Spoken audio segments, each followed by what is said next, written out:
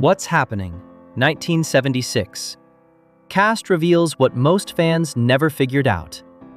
What if the show that made America laugh for the first time through black teenage eyes was built on stolen ideas, broken promises, and secrets nobody was allowed to speak? What's Happening premiered in 1976 and changed television forever. It was funny, warm, and groundbreaking. But behind every laugh track was a creator living on the streets, a star burning through $1 million in 3 years, a teenage actress fighting to survive a coma, and a mother who walked away from fame on pure principle. These are not rumors. These are the real stories the cameras never captured. If you believe forgotten people deserve to be remembered, subscribe to Remembered Lives channel right now and tell us in the comments, which story shocked you the most? Eric Monte himself. Every great show has an origin story. But what happens when the person who started it all gets erased from history? Eric Monte is a name that should be celebrated in every conversation about Black television history. He was the creative mind behind What's Happening, the groundbreaking sitcom that premiered on ABC in August 1976 and became the first African-American teen-focused sitcom ever to break into the Nielsen Top 30 in its debut season. That achievement alone should have secured Monte a permanent place in Hollywood's Hall of Fame. Instead, his story became one of the industry's most heartbreaking cautionary tales. Monte did not simply create What's Happening. His creative fingerprints were all over the landscape of 1970s Black television.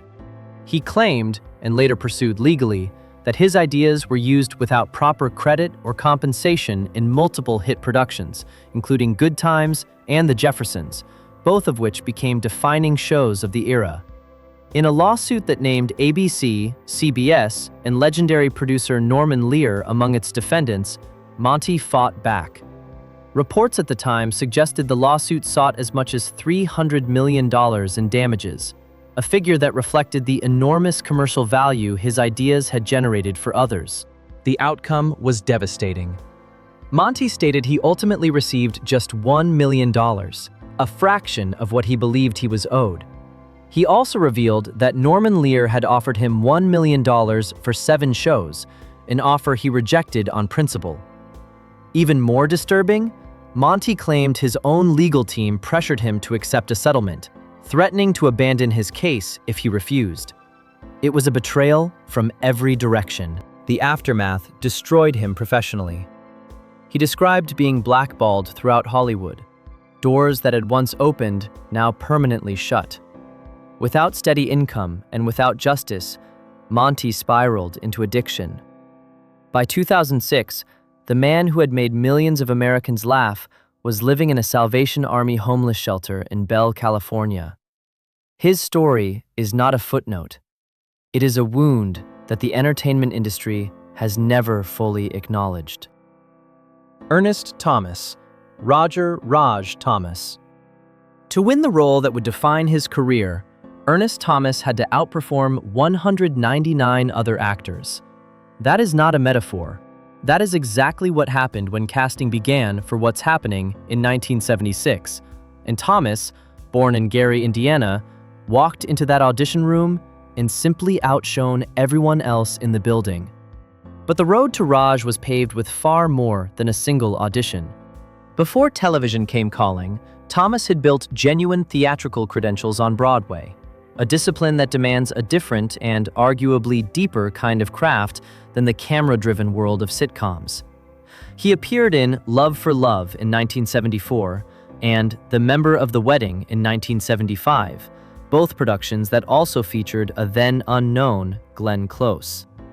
That early exposure to serious dramatic work gave Thomas a foundation that would make Raj Huxtable feel real rather than performed. His near miss with television immortality came during the casting of Roots, the 1977 miniseries that became one of the most watched television events in American history. Thomas made it to the final 2 actors being considered for the lead role of Kunta Kinte, a part that ultimately went to LeVar Burton and launched one of the most iconic performances in TV history. Thomas did appear in Roots in a smaller role as Cuba, but the larger opportunity slipped away. Few fans knew about his personal life either. Thomas has spoken in interviews about a romantic relationship with Kim Cattrall, years before she became globally famous as Samantha Jones on Sex and the City, during the 1970s when she was studying at the American Academy of Dramatic Arts. Thomas also carries a physical reality most viewers never noticed. He has amblyopia, commonly known as lazy eye. He is also a proud member of the Kappa Alpha Psi fraternity. After What's Happening ended, he returned as Raj in the sequel series What's Happening Now from 1985 to 1988, and has since maintained a steady career across Martin, Soul Food, Malcolm X, and a memorable recurring role as the funeral director, Mr. Omar, on Everybody Hates Chris. Fred Berry. Rerun. The moment Fred Berry walked into the audition room for What's Happening, he did something no one else had the nerve to do. The producers had written the character of Rerun as a skinny white kid. Berry, a heavy-set, energetic black man whose entire physical presence defied that description, looked them in the eye and declared, "I am a white, skinny guy." They rewrote the role on the spot. That audacious moment of self-belief gave American television one of its most unforgettable characters. Rerun's red beret, his suspenders, his explosive disco dancing, and his signature greeting, "Hey, hey, hey," became cultural shorthand for a generation. Berry embraced the character so completely that he legally changed his middle name to Rerun, a decision that said everything about how deeply he had fused his identity with the role. But behind the dancing and the laughter, Fred Berry was fighting battles the audience never saw. In a raw 1996 interview with People magazine, Berry admitted that he had burned through approximately $1 million in just 3 years, spending it on drugs, real estate, an airplane, and horses. He did not soften the confession. He stated plainly that drug dealers were physically present on set during production in the 1970s, and that heavy substance use was normalized throughout Hollywood at the time. The admission was jarring in its honesty. The personal toll was catastrophic. Berry attempted suicide 3 times during his darkest years. He faced financial ruin, health crises, and public ridicule. When What's Happening Now launched in 1985, he returned as Rerun, now reimagined as a used car salesman, but departed after just 1 season over a pay dispute, publicly accusing the producers of racism in their compensation decisions. What followed was one of the most remarkable personal transformations in entertainment history. After completing substance abuse treatment, Berry became a motivational speaker and was ordained as a Baptist minister at the Little Shiloh Primitive Baptist Church in Madison, Alabama. He made peace with Ernest Thomas before his death and apologized for his past behavior. Fred Berry passed away on October 21, 2003, at age 52, from complications following a stroke, having lost 100 pounds after a type 2 diabetes diagnosis. Haywood Nelson. Dwayne Nelson. He was 16 years old when he stepped onto the set of What's Happening for the first time. By the time the show became a hit, Haywood Nelson Jr. had quietly become something history had rarely seen before, one of the first black teenage idols on American primetime television. Teen magazines featured his face. Young viewers across the country had crushes on him. He represented a new kind of visibility for black youth in an era when that visibility was still being fought for. But Nelson was never content to simply be famous. Before What's Happening, he had already demonstrated unusual range and discipline. He completed a 2-year run on Broadway in Thieves, a legitimate theatrical production that demanded real craft. At just 14, he guest starred on Sanford & Son and its spin-off, Grady, 2 of the most popular black sitcoms of the era. By the time he joined What's Happening at 16, he was already a seasoned performer with stage and screen credits most actors twice his age could not match. What audiences never anticipated was how completely Nelson would eventually walk away from the spotlight, not in defeat, but in deliberate reinvention. During the production of the sequel series What's Happening Now from 1985 to 1988, Nelson simultaneously pursued studies in architectural design and electronics engineering. He did not merely act in the revival, he served as the show's technical director. operating behind the camera with the same commitment he had once given to performing in front of it. After What's Happening Now concluded, Nelson transitioned fully into the technical side of the entertainment industry. He worked as a camera assistant, then moved into screenwriting and international film distribution. Today, he works as a lighting technician and stagehand on productions including Late Night with Jimmy Fallon and The Dr. Oz Show. He is also a founding partner in 2 companies, one focused on television development and another in gaming with a mobile consumer services application. He has been married 4 times and has 3 children. Danielle Spencer, D. Thomas. Her story begins with tragedy and ends with triumph. But the distance between those 2 points runs through some of the most painful terrain any human being can cross. On September 6, 1977, during the production of What's Happening's 2nd season, Danielle Spencer and her stepfather, Tim Pelt, were involved in a catastrophic car accident. Tim Pelt died from his injuries he sustained while trying to shield Danielle from the impact. She survived, but at an enormous cost. Spencer fell into a coma for 3 weeks and retains no memory of the crash itself. She spent 6 months in physical rehabilitation, during which the show halted taping for approximately 1 month to allow her to recover. Rather than let that trauma define her limits, Spencer allowed it to define her direction. Her stepfather had encouraged her interest in veterinary medicine before his death.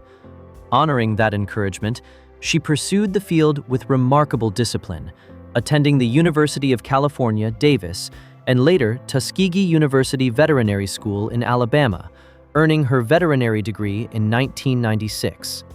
Remarkably, she continued playing Dee in What's Happening Now throughout her college years, balancing the demands of veterinary school with an active acting career. The health challenges did not end there. In 2004, spinal stenosis, a direct consequence of the 1977 accident, required corrective surgery that left her partially paralyzed for 8 months. During that period, she contemplated ending her life.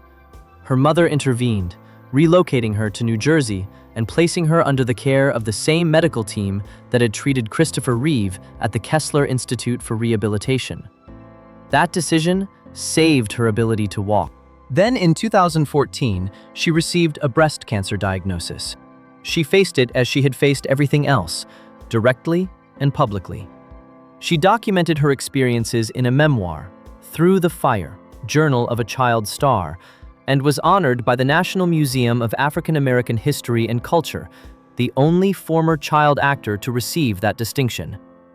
She has practiced veterinary medicine in California for over 25 years.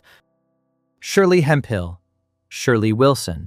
She did not wait for Hollywood to discover her. She sent Hollywood a cassette tape and dared it to respond.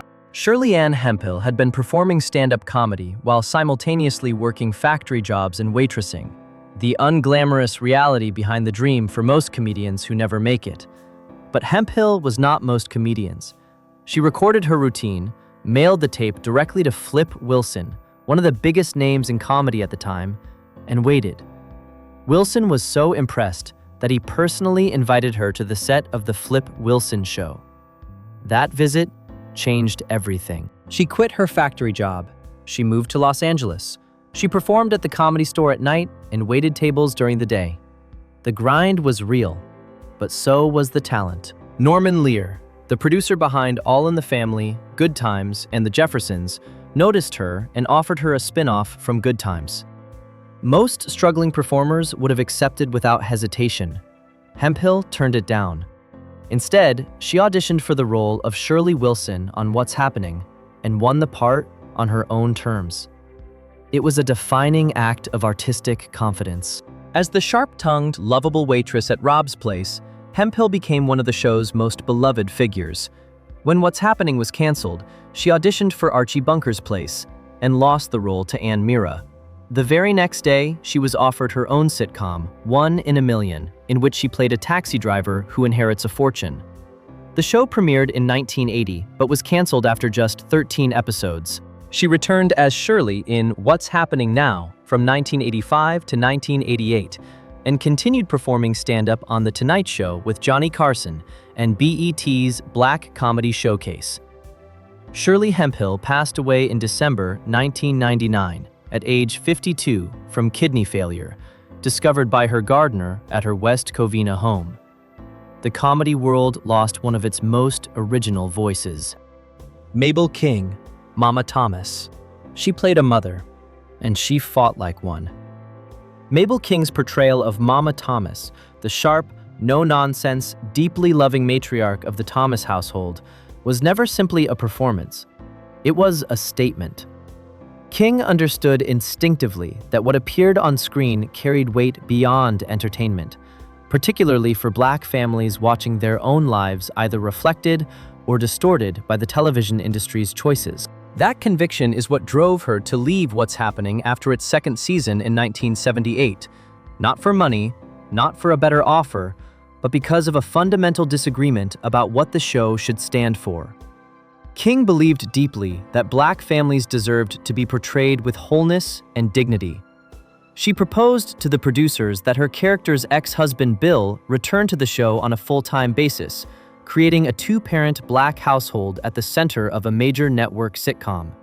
At a time when such representation was almost non-existent on American television, this was not a minor creative suggestion. It was a moral argument. The producers declined. King walked. Beyond her work on What's Happening, King had a broader artistic identity that many fans overlooked. She originated the role of Ava Lean, the Wicked Witch, in the original Broadway production of The Wiz in 1975, earning a Tony Award nomination for her performance. Her theatrical credentials were substantial and predated her television work by years. Her later life was defined by suffering that arrived in waves. Diabetes claimed first a toe in 1986, then her left leg in 1991, then her right leg in 1994, and eventually one of her arms. A stroke in 1990 ended her professional career entirely and confined her to the motion picture and television country house and hospital in Woodland Hills, California. Her son Larry died in 1996, adding grief to physical devastation. Mabel King passed away on November 9, 1999, at the age of 66, a woman of extraordinary principle whose final years deserved far more gentleness than life provided. What's Happening gave America something genuinely rare: Black teenage joy, portrayed with humor, heart, and dignity, at a time when Hollywood barely acknowledged that such joy existed. But the people who created that joy paid prices most viewers never imagined. A writer erased from his own legacy, actors who burned bright and collapsed quietly, a woman who lost her legs fighting diabetes in a care facility while the world forgot her name. So here is the question worth debating. Does Hollywood owe these people more than history gave them? And if a show's creator ends up homeless while the network profits for decades, is that justice or theft? Drop your honest opinion below. This conversation matters. Remembered Lives channel exists because these stories should never disappear again.